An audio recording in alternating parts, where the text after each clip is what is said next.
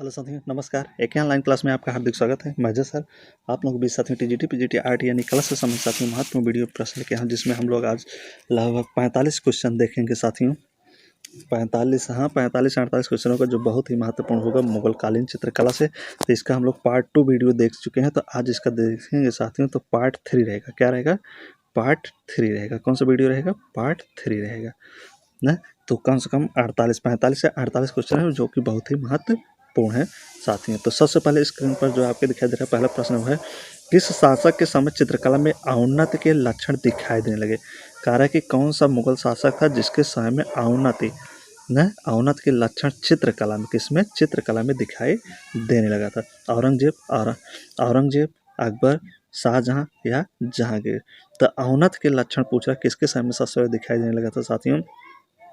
तो चित्रकला अगर देखा जाए तो किसके समय में दिखाई देने लगा था साथियों? यहाँ पे राइट जो आंसर होगा क्या होगा?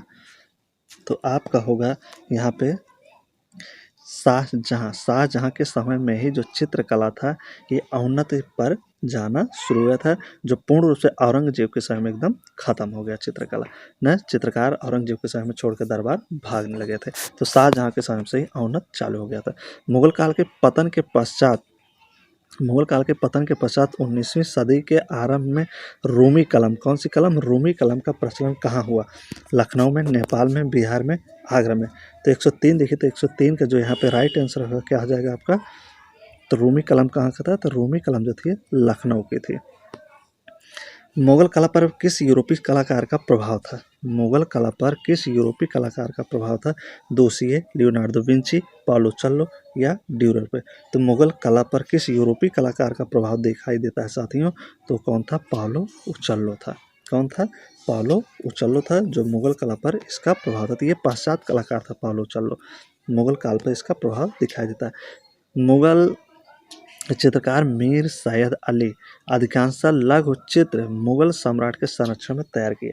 तो कहने का मतलब प्रश्न का जो मीर सैयद अली था ये किस मुगल शासक के दरबार में सबसे ज़्यादा अपना चित्र बनाया था ना? तो अकबर के, जहांगीर के, शाहजहां के, औरंगजेब। तो मीर सैयद अली किसके दरबारी कवि था? तो ये जो चित्रकार था तो ये अकबर के दरबार का था, तो इसलिए अकबर के दरबार में सबसे ज़्यादा चित्र बनाएगा।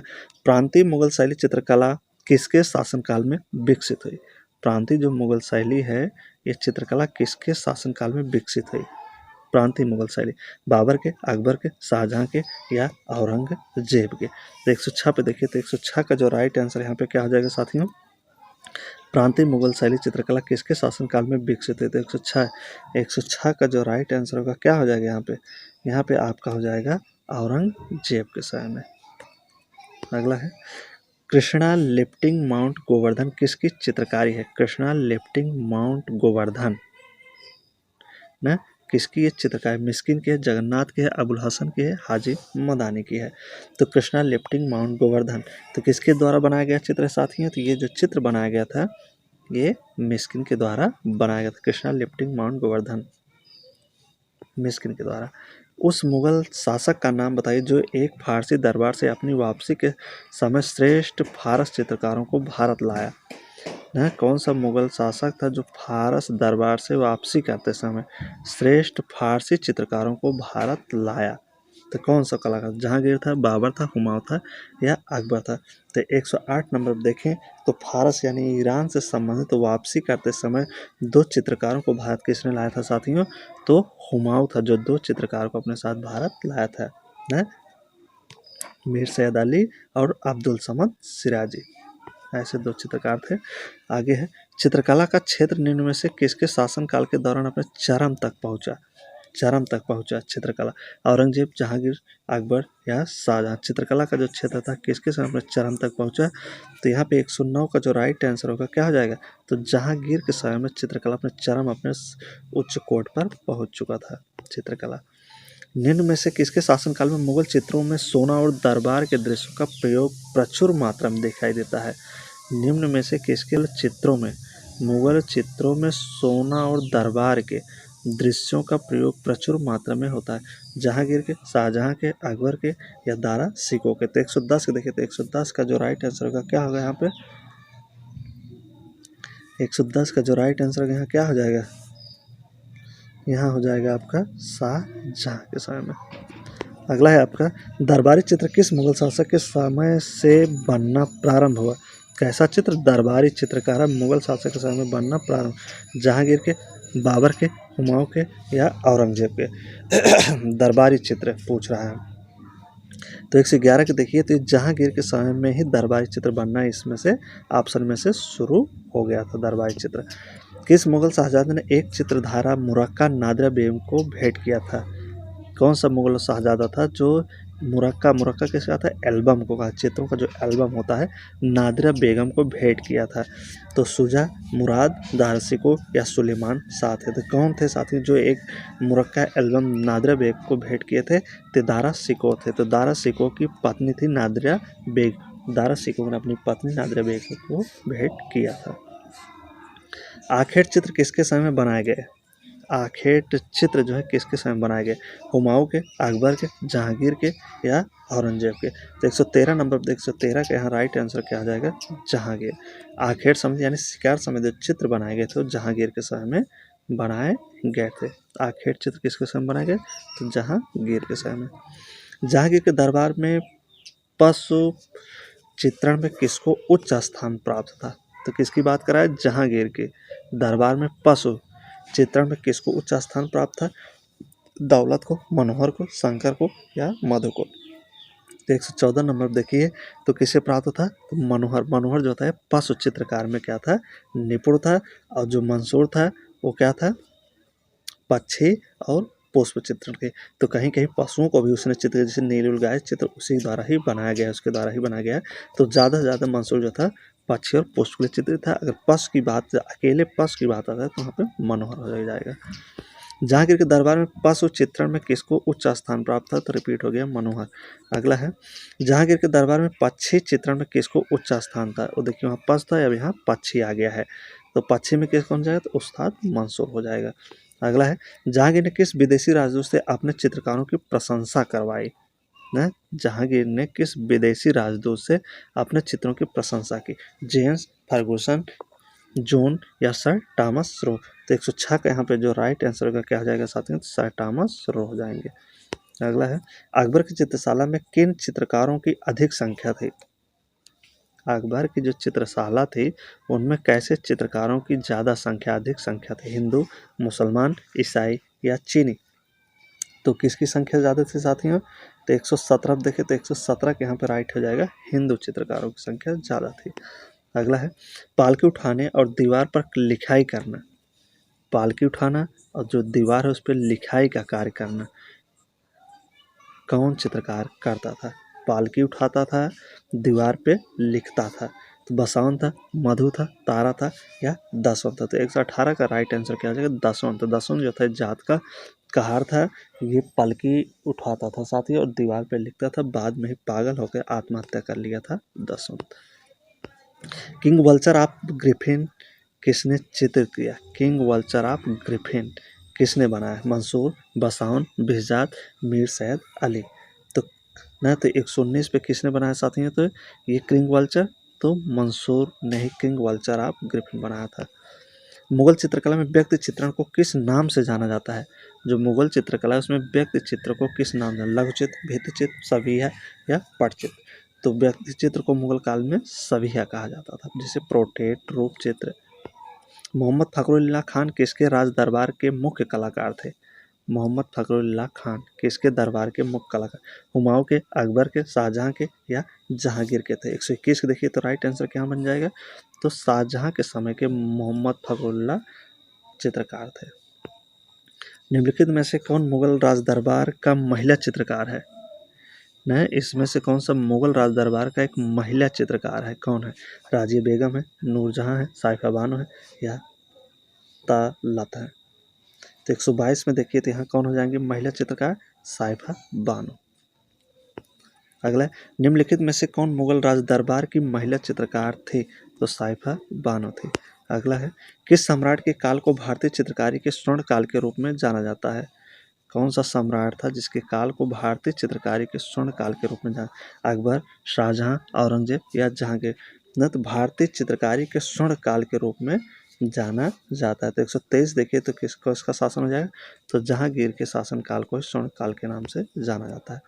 निम्नलिखित में से कौन सा चित्रकार अकबर शैली की चित्रकारी से संबंधित नहीं है? अकबर के समय के चित्र शैली से उसका संबंध नहीं है। बसौन है, केशुदास है, अबुल हसन है या दसवंत है। कौन हो जाएगा यहाँ पे? तो 124 का राइट आंसर आपका गा हो जाएगा। 124 का राइट आंसर गा, अबुल हसन। अबुल हसन जो था जहांगीर का सबसे बेस्ट चित्रकार, नंबर 1 का चित्रकार इसे माना जाता है, जिसे शायद असर, कौन सा एक असर करके उपाधि दी गई थी, ध्यान नहीं आ रहा है। तो मंसूर और अबुल हसन को, तो मंसूर अबुल हसन जो फर्स्ट नंबर का होता है, मंसूर जो होता है दूसरे नंबर का चित्रकार था जहांगीर के समय में। तो नादिरुल जमा और नादिरुल असर ऐसे करके दोनों को उपाधियाँ दिया था जहांगीर। उस शैली की पहचान करें जो सफाविद शैली से संबंध है। उस शैली की पहचान जो सफाविद शैली से संबंध, अकबर, बाबर, जहांगीर, हुमायूं। तो सफाविद शैली का इसमें कलाकार राजा कौन हो जाएगा? तो अकबर हो जाएंगे, जो सफाविद शैली से इनका संबंध था। कौन सी दक्कनी डेक्कन शैली अपने नृत्य दृश्यों के लिए प्रसिद्ध है? न दक्कन या डेक्कनी यानी कि दक्षिणी शैली। दक्षिण शैली की बात करा है नृत्य दृश्य के लिए, कैसे दृश्य के लिए? नृत्य दृश्य के लिए प्रसिद्ध है। बीदर है, अहमदनगर है, बीजापुर या गोलकुंडा है। तो जहाँ नृत्य होता था, सबसे ज़्यादा नृत्य के लिए प्रसिद्ध है तो वो गोलकुंडा था, दक्षिण शैली। हुमायूं द्वारा निम्नलिखित चित्रकारों में किसको सीरी कलम के रूप में सम्मानित किया गया था? तो किसकी बात करें? हुमायूं। हुमायूं के समय में किस चित्रकार को सीरी कलम कहा जाता था? तो किसे कहा जाता था साथियों? मीर मुसम्बिर को, मीर सैयद अली को, बेहजाद को या ख्वाजा अब्दुल समद को। तो सीरी कलम उपाधि किसे दी गई थी? किसे दी गई थी? तो यहाँ पे ख्वाजा अब्दुल समद सिराजी, यहाँ सिराजी नहीं दिया गया है, सिर्फ ख्वाजा अब्दुल समद दिया गया है। तो इसी के आगे सिराजी लगा है, तो सिराजी से ही आप सीरी कलम पकड़ेंगे। क्या पकड़ेंगे? सिराजी से ही आप सीरी कलम पकड़ेंगे, ठीक है ना। तो पूरा नाम इसका है ख्वाजा अब्दुल समद सिराजी, ठीक। तो सिराजी को ही सीरी कलम की उपाधि किसने दिया था? हुमायूं ने। अगला है, निम्नलिखित में से कौन अकबर द्वारा प्रमाणित हमजा नामा के पांडुलिपि चित्र को चित्रित करने में सम्मिलित था? न कौन सा अकबर के द्वारा प्रमाणित हमजा नामा पांडुलिपि, कौन सी थी? हमजा नामा पांडुलिपि किसके समय थे? अकबर द्वारा प्रमाणित थे। इस चित्र को चित्रित करने में सम्मिलित था, यानी कि इस चित्र को, हमजा नामा के जो चित्र उसको बनाने में भाग लिया था, हिस्सा लिया था। बेहजाद, बसाउन, गोवर्धन या मीर सैयद। तो कौन उस समय चित्र था, चित्रकार चित्र में? तो कौन हो जाएगा यहाँ पे? तो मीर सैयद अली था। कौन था? सैयद अली था, जो हमजा नामा पांडुलिपि को चित्रित किया था। निम्नलिखित शैलियों में से किस शैली ने चित्रकला की दक्कनी शैली को प्रभावशाली ढंग से प्रभावित किया है? प्रभावशाली ढंग से कैसी शैली को? दक्कनी शैली को। मुगल शैली ने, विजयनगर शैली ने, अजंता शैली ने या राजपूत शैली ने। तो 129 को देखिए, तो यहाँ पे कौन सी शैली थी जो दक्षिणी शैली को प्रभावित किया है? तो विजयनगर शैली हो जाएगी। विजयनगर भी दक्षिण में ही था। तुर्की मुर्गा, तुर्की मुर्गा क्या करा है? तुर्की मुर्गा जिसे टर्की काग भी कहा जाता है, को किसने चित्र किया? अबुल हसन, मंसूर, मनोहर या बिसंदा। तो तुर्की मुर्गा हो गया, बाज हो गया, मयूर हो गया, ये सब पक्षी किसके द्वारा बनाए गए थे? तो मंसूर के द्वारा बनाए गए थे। मंसूर जो था जहांगीर के समय का दूसरे नंबर का चित्रकार था। अगला है, निम्नलिखित में से कौन सा विकल्प कला के दक्कनी शैली से सही क्रम में है? तो कालक्रम सजाना है इसको साथियों, कि कौन सा दक्षिण शैली का कालक्रम सही है, इसमें से उसको सही करना है ना। तो 131 पे देखिए, तो 131 का जो यहाँ पे राइट आंसर होगा क्या आ जाएगा आपका? देखिए, अहमदनगर, बीजापुर, गोलकुंडा। अहमदनगर, बीदर, गोलकुंडा, बीदर, बरार, गोलकुंडा। लास्ट में क्या है? बरार, बीजापुर, अहमदनगर। तो इसमें जो आपका सटीक आंसर होगा, सबसे पहले अहमदनगर आएगा, बीजापुर आएगा, फिर गोलकुंडा आएगा। तो राइट आंसर आपका गा हो जाएगा। लघु चित्र रणथंभौर की घेराबंदी, लघु चित्र है ये, रणथंभौर की घेराबंदी निम्नलिखित में किसकी एक पुस्तक है? ये क्या है? एक पुस्तक है, रणथंभौर की घेराबंदी। तो किसकी पुस्तक है? पाशाहनामा, अकबरनामा, जहांगीरनामा या हुमायूंनामा। तो 132 में देखिए, तो राइट आंसर यहाँ पे क्या आ जाएगा? खा बनेगा। क्या बनेगा? अकबरनामा से संबंधित है रणथंभौर की घेराबंदी। मुगल सम्राट अकबर द्वारा आरंभ किया गया प्राचीनतम पांडुलिपि की बात कर रहा है, कौन सा है? हमजानामा है, हरिवंश है, रंजनामा है या तूती नामा है? तो अकबर समय की थी, तो अकबर समय में हमजानामा हो जाएगा। अगला, निम्नलिखित में से क्या दक्षिणी चित्रकला की विशेषता नहीं थी न? दक्षिणी चित्र शैली की विशेषता नहीं। 134 देखिए तो क्या हो जाएगा इसमें से? वास्तविकता के साथ संबंध, सघन पूर्ण समूह न, चित्तकर्षक, आरेखारोही, फाइन डेट्समेंट, कल्पना तत्व। तो 134 में क्या होगा साथी? तो 134 का जो राइट आंसर बनेगा आपका क्या हो जाएगा? वास्तविकता के साथ संबंध नहीं था, तो यही हो जाएगा। निम्नलिखित में से कौन दक्षिणी साम्राज्य का एक विशेष होने के साथ साथ चित्रकार और सुलेखक भी था न? तो कौन सा हो जाएगा 135 में? देखिए 135 का जो होगा इब्राहिम आदिल शाह द्वितीय था। कौन था? इब्राहिम आदिल शाह द्वितीय था, जो निम्नलिखित में से दक्षिणी साम्राज्य का एक विशेषज्ञ होने के साथ साथ क्या था? चित्रकार भी था, विशेषज्ञ और चित्रकार तथा सुलेखक भी था, तो इब्राहिम आदिल शाह था। डांसिंग डिवाइसेस 1610 चित्र किसका है? पहाड़ी, राजस्थानी, पाल या मुगल? किस शैली से संबंध है? तो 136 देखिए तो यहाँ घा से, मुगल से संबंध है डांसिंग डिवाइसेज का। अगला है, मुगल ग्रंथ हमजानामा चित्रित है। मुगल जो ग्रंथ है हमजानामा चित्रित है कपड़े पर, कागज पर, लकड़ी के पैनल पर, किस पे चित्रित है? तो हमजानामा का जो चित्रण हुआ था साथियों किस पे हुआ था न? तो कपड़े पर। किस पे हुआ था? कपड़े पर। कहीं कहीं इसको क्या दिखाई देता है साथियों? 137 न, कहीं कहीं इसको कागज़ पे भी दिखाता है न, तो वैसे हमजानामा के चित्रों से कागज़ कपड़े पर हुआ तो कहीं कहीं कागज़ पे भी दिखाता है। तो इसको थोड़ा आप लोग एक बार देख लेंगे क्या राइट इसका आंसर बन रहा है और बुक से। मुगल काल में सियालकोट जाना जाता है। 138 नंबर देखे तो सियालकोट किस लिए जाना जाता था? तो ये कागज़ के निर्माण के लिए मुगल काल में सियालकोट को जाना जाता है। यहाँ 6 प्रकार के कागज़ बनते थे। एक चित्र में पर्दाज के प्रयोग का उद्देश्य है। एक जो चित्र है उसमें पर्दाज के प्रयोग का उद्देश्य क्या है साथियों? अंतराल विभक्तिकरण, छाया का प्रभाव, रेखी परिपेक्ष या वायवीय परिपेक्ष। तो पर्दाज का मतलब होता है छाया और प्रभाव। अगला है, मुगल लघु चित्र शैली में स्याह कलम तकनीक किस काल में प्रारंभ हुई? कौन सी कला? स्याह कलम तकनीक किस समय? अकबर काल में, जहांगीर काल में, शाहजहां काल में या औरंगजेब के काल में? तो स्याह कलम किसके समय प्रतिष्ठित? तो स्याह कलम शाह तो किसके समय में जाएगा? शाहजहां के समय में देता है, तो कहीं कहीं से जहांगीर बताता है, तो इसी तो शाहजहां है साथी हमारे हिसाब से। यूसुफ की नीलामी किस मुगल चित्रकार द्वारा चित्रित की गई?